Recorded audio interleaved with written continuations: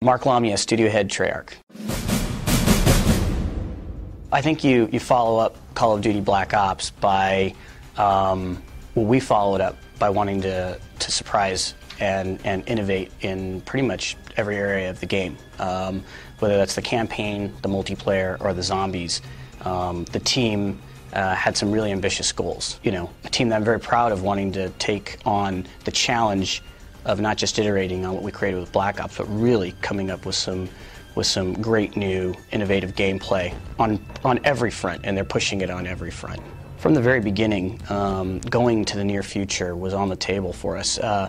We really wanted to do something fresh and exciting and new, and create just this epic fiction. You know, Black Ops doesn't talk about a time frame. Black Ops is about what you're doing. It's about being in Black Ops and these deniable operations, and I think sort of the dark mystery that we presented in Black Ops, that comes through, and thematically, the characters, the story, and the setting. It's more about that than any particular time frame. So in order to tell our fiction, we wanted to, one of the main goals was we wanted to present the most compelling villain we've ever done in Call of Duty.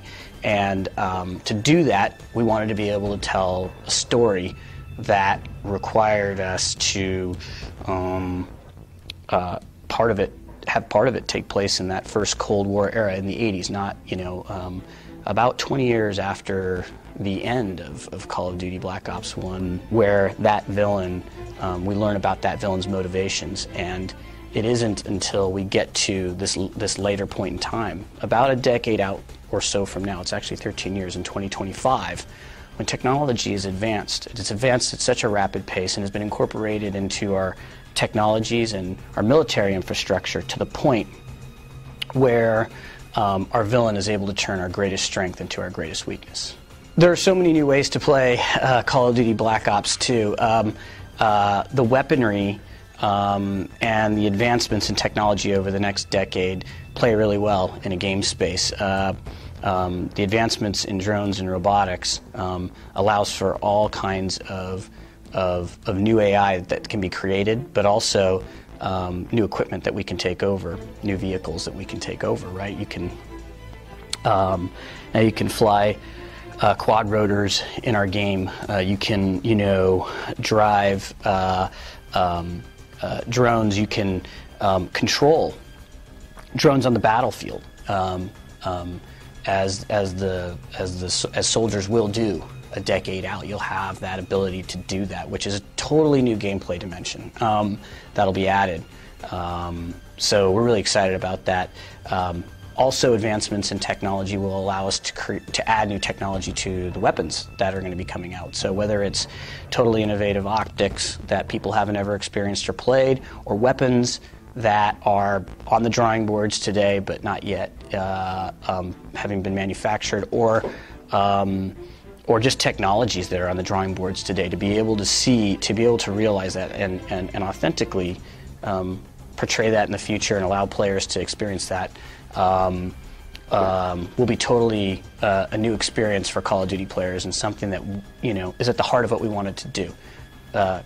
Black Ops was, you know, we're very grateful for all the fan support we've had with Black Ops, and what we really wanted to do in Black Ops 2 is give them a lot of great new experiences. In games that we've created in the past, I think it's fair to say that our villains have been fairly two-dimensional in nature. You're the good guy, they're the bad guy. You're going out to stop the bad guy. We absolutely wanted to take on a completely different challenge with the narrative and fiction for this game. And with this game, what we wanted to do